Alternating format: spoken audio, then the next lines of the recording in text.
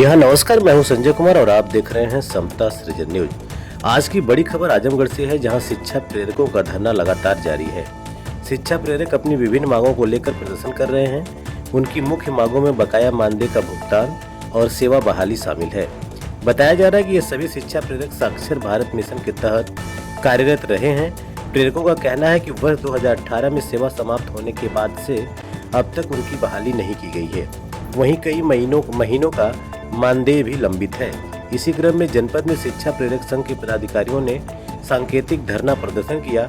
साथ ही बीएसए यानी बेसिक शिक्षा अधिकारी कार्यालय पहुंचकर अपनी मांगों को लेकर ज्ञापन भी सौंपा। वहीं प्रशासनिक स्तर पर जानकारी मिल रही है कि साक्षरता एवं वैकल्पिक शिक्षा निदेशालय द्वारा जारी निर्देशों के बाद सत्यापन और बकाया मानदेय से जुड़ी प्रक्रिया जारी है। हालांकि शिक्षा प्रेरकों का आरोप है कि स्थानीय स्तर पर इस प्रक्रिया में अपेक्षित तेजी नहीं दिखाई दे रही है। हाल इस पूरे मामले में प्रशासन की आधिकारिक प्रतिक्रिया का इंतजार है। हम शिक्षा प्रेरक संघ जिलाध्यक्ष आजमगढ़, मेरा नाम राधे श्याम सरोज है। आज की मांगों को लेकर आप देखिए सर, हम लोग साक्षर भारत मिशन के अंतर्गत हम लोग कार्य कर रहे थे और 2018 में संविदा हमारी समाप्त कर दी गई। हमारे विभाग में 70% महिलाएं हैं। सरकार ये कहती है कि हम महिलाओं के साथ जो है बहुत न्याय से हम उतरते हैं, इनका सम्मान करते हैं। तो हमारे साथ संगठन में 70% महिलाएं हैं। सरकार हम लोगों को हमारा मानदेय भी नहीं दी और हम लोगों को जो है 7-8 साल से हम लोगों का संविदा भी समाप्त हो गया। हम चाहते हैं सरकार से कि हमारी मांगे पूरी हो और हमें फिर से जो है विद्यालय पे हमें रखा जाए, हमारी संविदा बहाल हो और तत्काल जो हमारा एकमुश्त मानदेय भुगतान हो और हमारी संविदा बहाल हो। किस पद पे आप लोग थे और कितने लोग थे? हम आजमगढ़ में हमारी 3000 से लेकर 3200 संख्या है। पूरे प्रदेश में हमारी लगभग 1 लाख हमारी संख्या है और पूरे भारत में हमारी 5.5 लाख की संख्या है। हमारी पदों पे नियुक्ति हुई? शिक्षा प्रेरक के पद पर हमारी नियुक्ति हुई, जो ग्राम सभा स्तर से नियुक्ति हुई। ये हम लोगों का 2011-12 में नियुक्ति हुई और हम लोग 18 में हम लोगों को कार्य मुक्त कर दिया गया। हमारी संविदा समाप्त कर दी गई। यानी हम लोग 8-8, 9-9 साल कार्य करके अब हम लोग किधर जाएं सरकार से, ये हमको जो है बहुत पैसा भी बकाया है। ये हमारी समस्या जो है। हम लोग 8-9 साल कार्य किए, उसके बाद हमारी संविदा समाप्त कर दी गई। सर तब से हम लोग विभाग के चक्कर काट रहे हैं, हमेशा ज्ञापन हर माह में हम लोग आते हैं ज्ञापन देने, लेकिन कोई हमारी सुनवाई नहीं होती। बकाया कितना आपको? बकाया सर कम से कम 25 माह का लगभग बकाया हम लोग का मानदेय है। सरकार अभी नहीं दे रही है और वो भी अल्प मानदेय 2000 के मानदेय पर हम लोग कार्य करते हैं।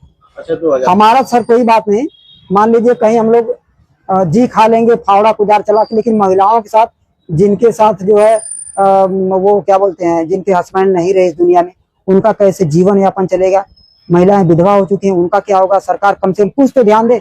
और हम ये कह रहे हैं कि विद्यालय में तमाम अभी पद खाली हैं, बाबू का पद खाली है, उस पर भी हम लोग सर इतने हम लोग ग्राम सभा में तमाम हम लोग कार्य किए हैं, BLO ड्यूटी से लेके और तमाम हम लोग कार्य जो भी सरकारी योजना ये ग्राम स्तर पे हम सब में हम लोग की सहभागिता रही है।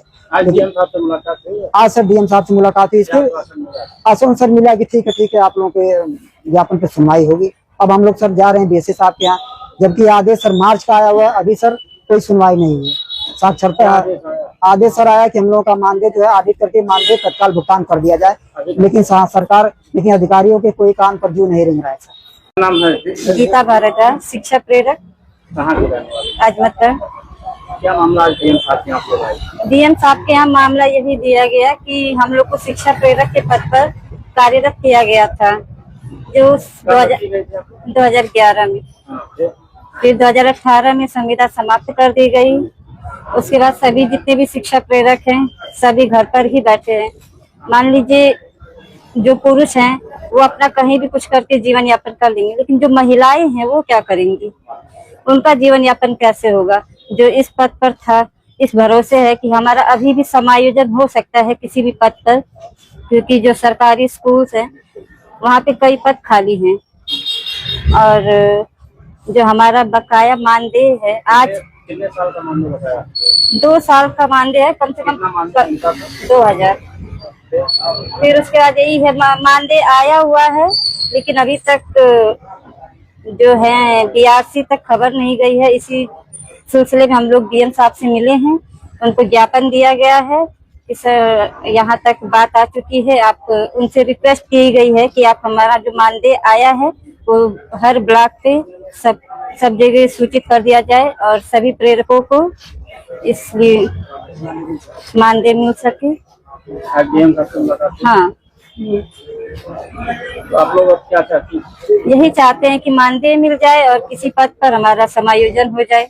अगर मांगे पूरी नहीं होगी तो क्या करें? मांगे पूरी नहीं होगी तो वही होगा, सब लोग एकजुट होकर के अपनी मांगे पूरी करने की कोशिश करेंगे। आज के लिए बस इतना ही। बने रहिए SS न्यूज के साथ। नमस्कार।